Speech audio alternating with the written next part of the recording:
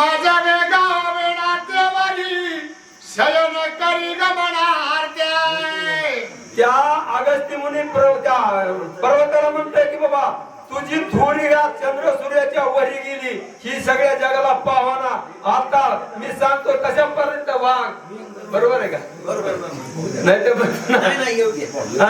मी सांगतो तशा पद्धतीने राहत असतं बरं नाही तर तुला मी शाप देईल शिक्षा करीन असा अगस्त्य मुनी त्या पर्वताला बोलतोय माझ्या कोणी वाचन विंध्याकडे केले शयाळा म्या केली दक्षिणे गमन तू उत्तर न कराव्या ही कथा प्रभू रामचंद्र अगस्त्य मुनी सांगतो की बाबा मी त्या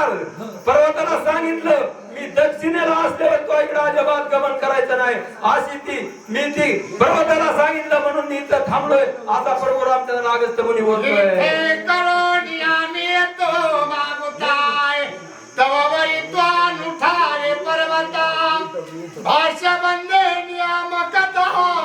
करोनी रघुनाथाय आलो मी प्रभू रामचंद्र अगस्त्य मुनी सांगतात की बाबा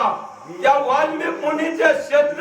रामायणाचे लिहिले त्याप्रमाणे मी इथपर्यंत बसलेलोय तेव्हा पर्वता तो हलायचं नाही आज त्या पर्वताला मी सांगितल्यापासून मी इथं स्थान मानलंय असा अगस्त्य मुनी प्रभू रामचंद्रला बोलता रविचंद्र मोकळी वाटे तुझ्या देवांचे चुकन करतो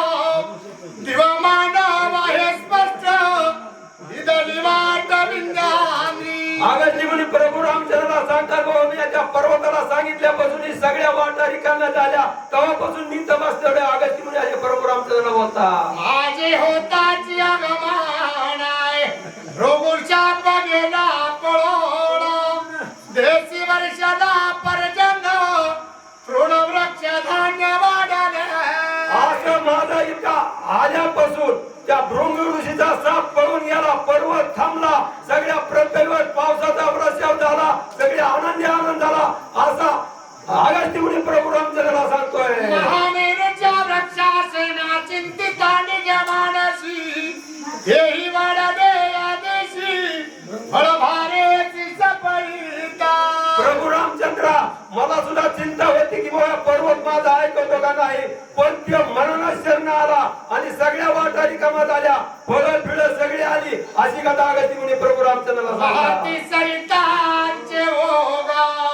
पद्म पुष्पी पूर्ण आहे तडाग नाना पक्षी गाणारे ग गजसिंह मृग क्रीडाती सगळ्यांची आनंदमय झाली सगळ्यांनी झाडाली फळं आली वाघ सिंह सगळी एका आनंदाने या जंगलात नांदू लागली असं अगस्त्य मुनी प्रभू रामचंद्रला माझ्या सांगतोय. सवयवनी ऋषी झाले दंडकारण्यवासी कोणी राजा नाही आदेशी म्हणून राक्षसी व्यापिले अशा प्रमाणामध्ये कथा झाली सगळे ऋषी मुनी इथे आनंदाने राहू लागले आणि पुन्हा इग्न वाढलं राक्षस वाढल्याने ऋषी मुनी तरा देऊ लागले आता अगस्त्य मुनी बोलायला लागला. दंडकशापे दंडकारण्याय हे करावयाती पवाळ तू वाजाती रघुनंदन राक्षस प्रतापी प्रभू रामचंद्र अगस्त्य मुनी सांगतो बाबा इथं पुन्हा सगळं निर्माण झाल्यावर राक्षस तयार झाली आणि त्या राक्षसाचा नाश करण्यासाठी तुम्ही इथं आला अशा प्रमाणामध्ये अगस्त्य मुनी त्या प्रभू रामचंद्रला पुन्हा विनंती करू लागले राक्षसा निर्धारित संपूर्ण हेतुनी आता वस्ती जाण वन पावनाची